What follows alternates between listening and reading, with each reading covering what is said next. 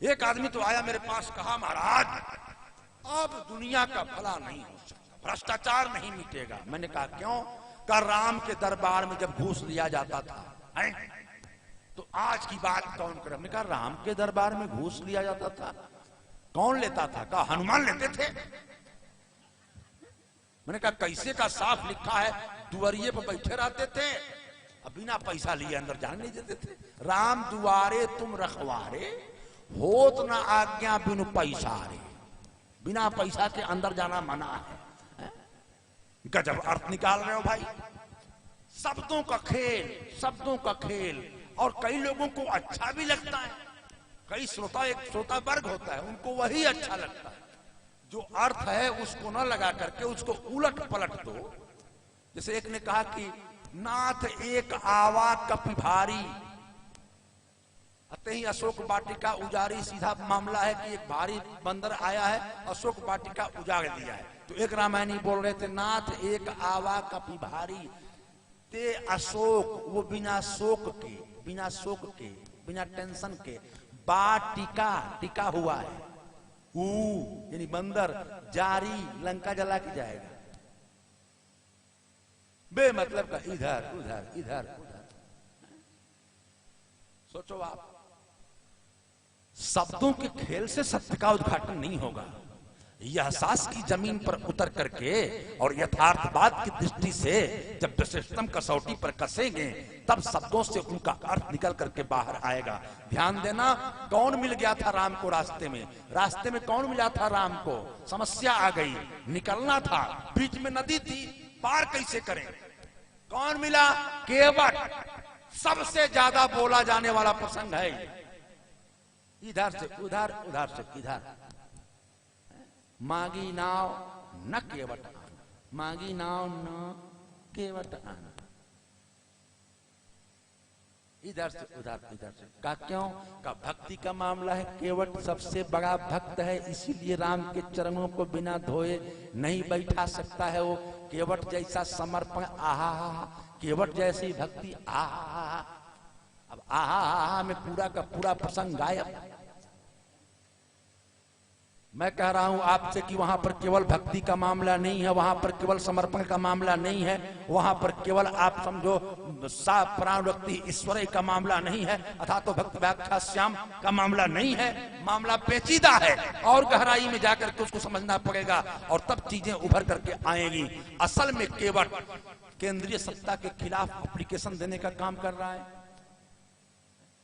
इस चीज को गायब कर दिया गया, इस चीज को गायब कर दिया गया। ध्यान पूर्वक सुनना आप। वो दिखा रहा है, राम को बता रहा है कि जिस इलाके में मैं रहता हूं उस इलाके में अयोध्या यानी सेंट्रल गवर्नमेंट से विकास का अभी तक कोई विकास की योजना यहां तक आई नहीं है। वो सीधा शिकायत कर रहा है। लोग कहते हैं कि प्रेम से बोला है, प्रेम से बोला है। सुनी केवट के बैन, प्रेम लपेटे अटपटे।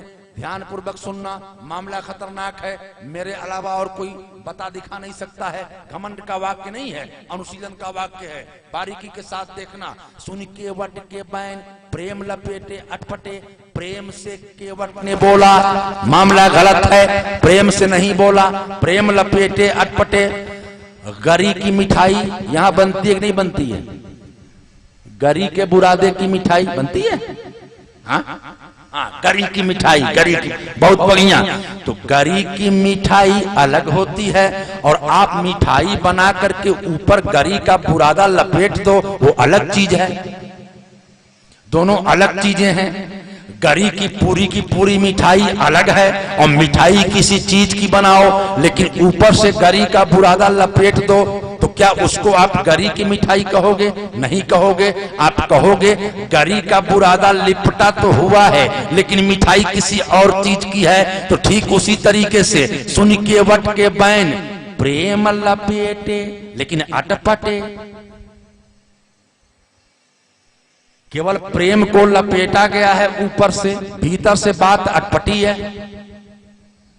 वो शिकायत कर रहा है, वो बेरोजगारी की एप्लीकेशन दे रहा है, वो बेकारी की एप्लीकेशन दे रहा है, क्योंकि जो मूल सत्ता होती है, केंद्रीय सत्ता होती है, बेरोजगारी की शिकायत करो वो मानेगी नहीं। ऐसे ऐसे नेता हैं, ऐसे ऐसे राजा हैं, ऐसे ऐसे मंत्री हैं, वो कह देंगे कि हमारे पास नौकरी तो है लेकिन उत्तर प्रदेश वालों में योग्यता ही नहीं है। तो बात तो सही है, अगर हमारे भीतर योग्यता होती तो तुम्हारे जैसे उल्लू के पट्टे को नहीं चुनते।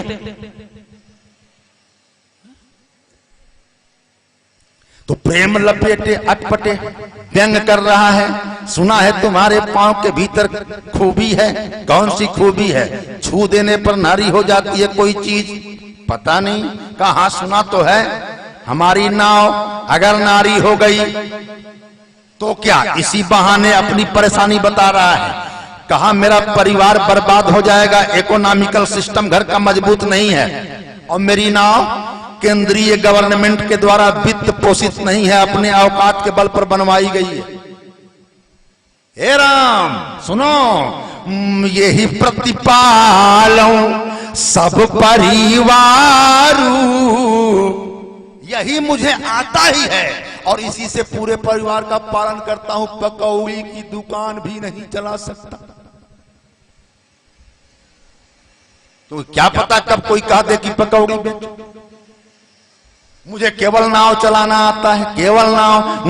यही प्रतिपालूं सब परिवार, और कुछ नहीं जानते हो, नहीं जानता।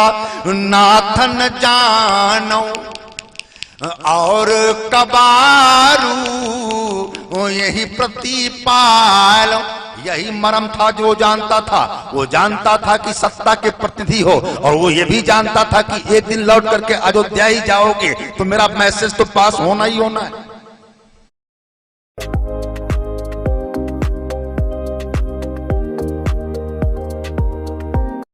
अयोध्या ही जाओगे तो मेरा मैसेज तो पास होना ही होना है। यही प्रतिपालूं सब परिवारों। कवितावली में तुलसी ने साफ साफ लिख दिया है कि केवट बोल रहा है ताना मार करके, हे राम पात भरी सहरी सकल सुतवारे वारे, केवट की जाति कछु वेद ना पढ़ाई हो, सब परिवार मेरो याही नाते राजा जू हो, दीन वित्तहीन कैसे दूसरी घाई हो। मेरी नाव वित्त पोषित नहीं है, जैसे टेम्पो पर लिखा रहता है भारत सरकार द्वारा वित्त पोषित। मेरी नाव पर कहीं नहीं लिखा हुआ है कि अयोध्या सरकार द्वारा वित्त पोषित।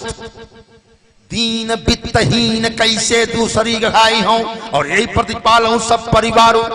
और मैं कुछ नहीं जानता हूं, ये एप्लीकेशन है कि नहीं है, ये बेरोजगारी की शिकायत है कि नहीं है, ये जंगल के दशा का बयान है कि नहीं है, ये हाशिए पर पड़े हुए आदमी की व्यथा है कि नहीं है, और ये उन लोगों की, उन जातियों की व्यथा है कि नहीं है जिन जातियों को हाशिए के बाहर भी फेंक दिया गया था। सोचो तो, केवट की जाति कछु वेद ना पढ़ाइयो, हमको तुम पढ़ने भी नहीं दोगे तो कौशल विकास कैसे होगा। चौपाई सुनो और किसी भी प्रसंग के ठीक मरम पर जाओ, वरना तमाम चीजें शब्दों के खेल में मूल भावना दाएं बाएं हो जाती है।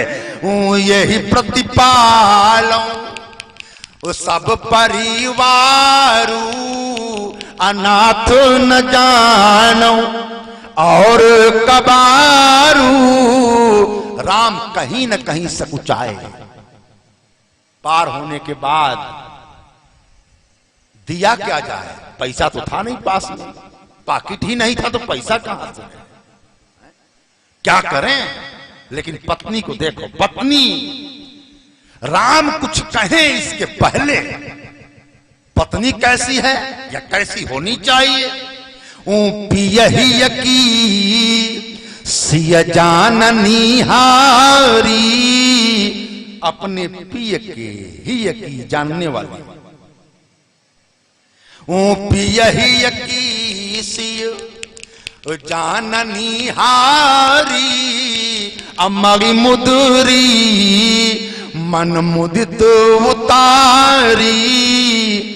खुश होकर के अंगूठी निकाल करके दे दिया, हाँ लीजिए दे दीजिए।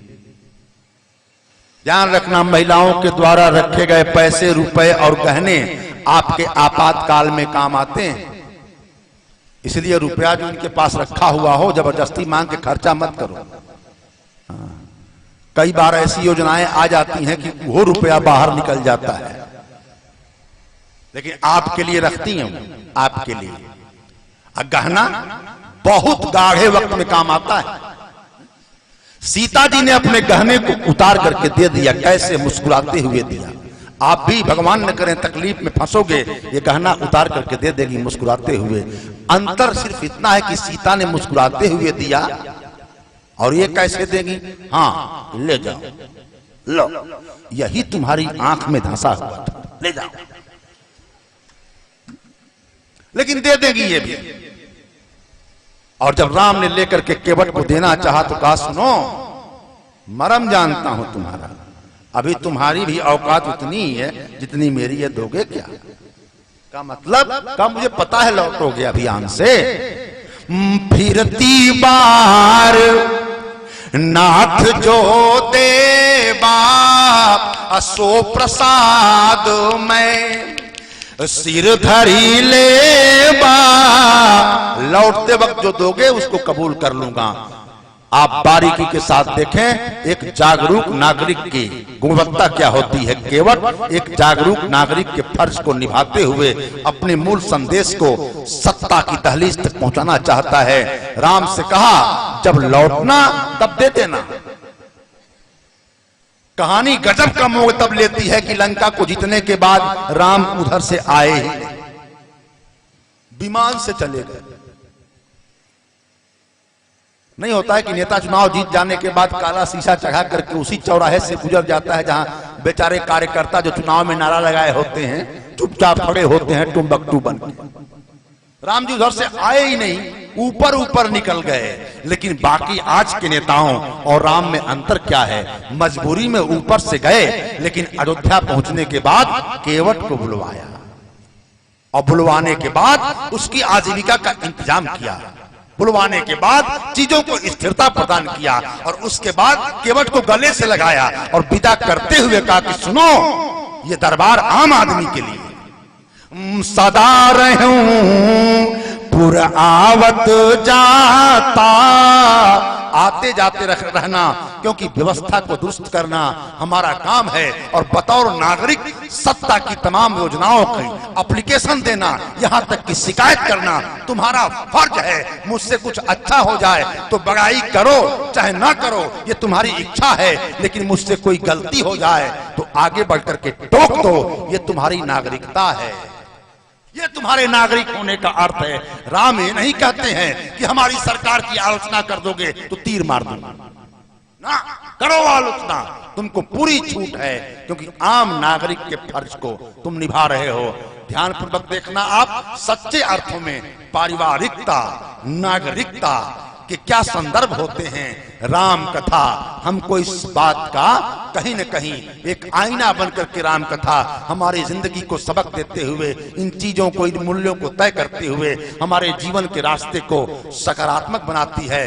केवट की तमाम बातें और राम का वार्तालाप ये साबित कर रहा है कि राम पहले ही समझ गए थे कि मुझे वनवास नहीं जाना है, बल्कि जंगल के उस इलाके पर राज्य करना है जिस इलाके के नागरिकों की तमाम समस्याएं हैं और उन समस्याओं को सुनने वाला वहां पर कोई नहीं है।